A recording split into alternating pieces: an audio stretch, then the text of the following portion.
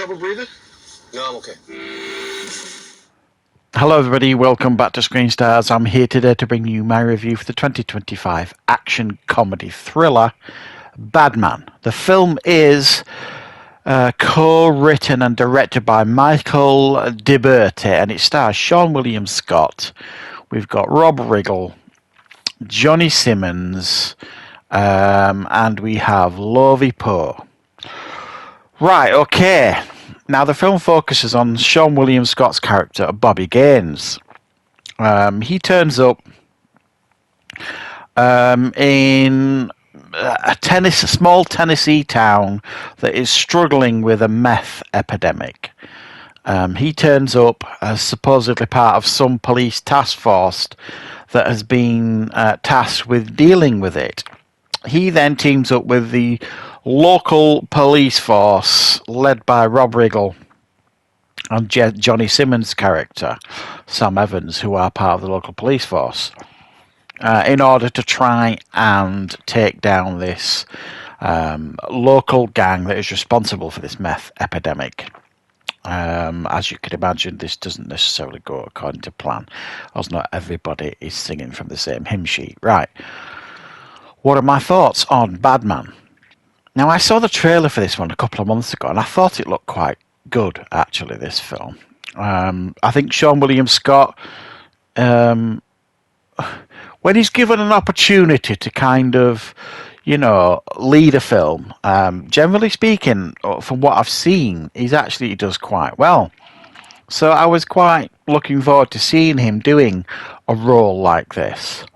And after watching the film, while I don't think this film is a letdown or anything like that, it didn't meet my expectations. I think it's a fair assessment of this film. It's a little bit tonally off for me.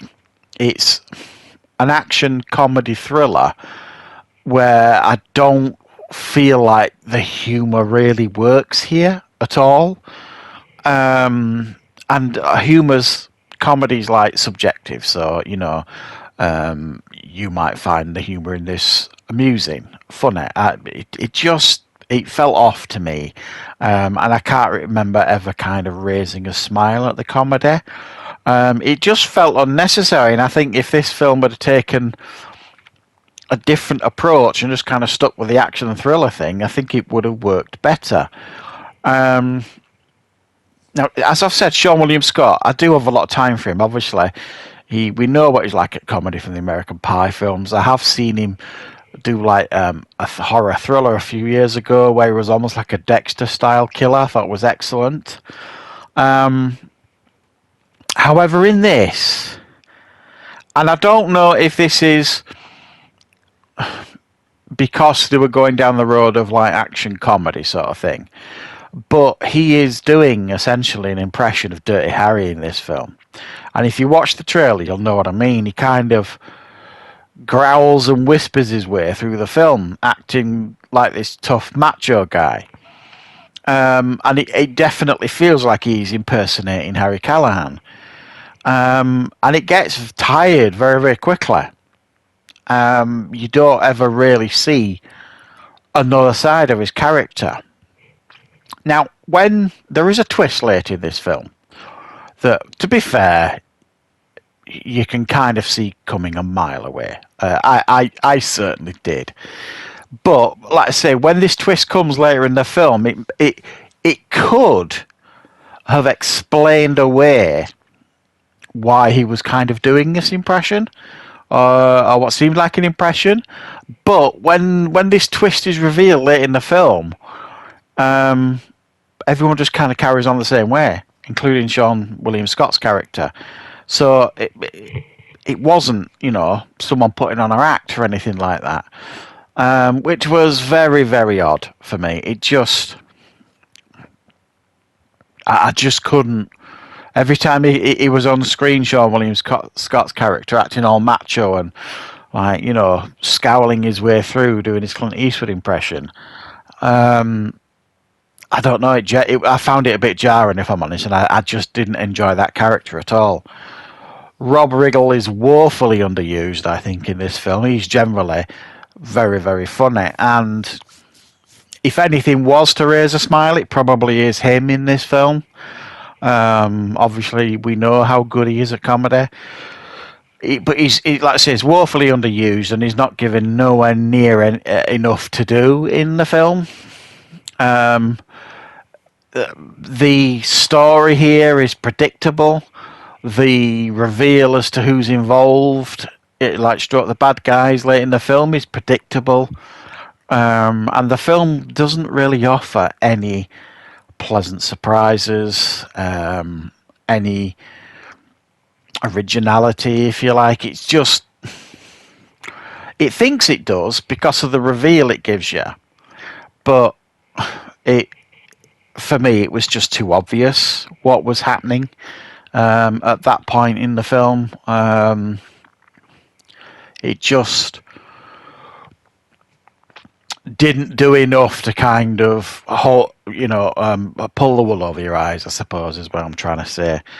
Again, as well, we've got the villain of the piece here is that chap, that big chap. Oh, goodness me. He used to be a really, really big chap, and he lost a lot of weight and went to the gym and all that kind of stuff. You know, he's like supposed to be like the main bad guy here, but for me, again, he's not given anything interesting to do with that character. He just, every time you see him, really, he's either swigging alcohol or holding a gun in his hand. So the stereotypes here for the villains in the piece is, again, very, very predictable. And essentially the film is, the main hero of the film here is Johnny Simmons' character, Sam Evans, who is like, I'm trying to think, is he the deputy sheriff? Something like that. And he's got a real affection and dedication to the town, and he wants to kind of do well.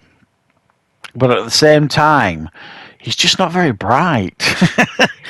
And he's constantly getting one-upped, if you like, by people, or I don't know. I just couldn't help but feel this film could have been a lot better. The characters were interesting enough for me. I didn't enjoy Sean William Scott's character, not really. The act wore off thin fairly quickly from what his character was doing. I couldn't figure out if his performance was meant to be comedic or satire or something else. It just, and like I say, it got tiresome fairly quickly.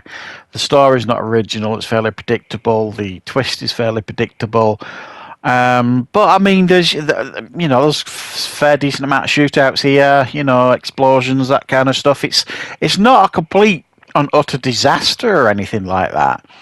It's just one of those films, I think, sometimes when you watch a trailer and you come away from that trailer and think, that looks all right, that. Well, generally speaking, they put the best bits in the trailer. And sometimes that happens. Sometimes a trailer, they'll try and draw you in by putting the best bits they can in the trailer. And this is definitely one of those films. Unfortunately, it just didn't really tick the boxes for me, this one.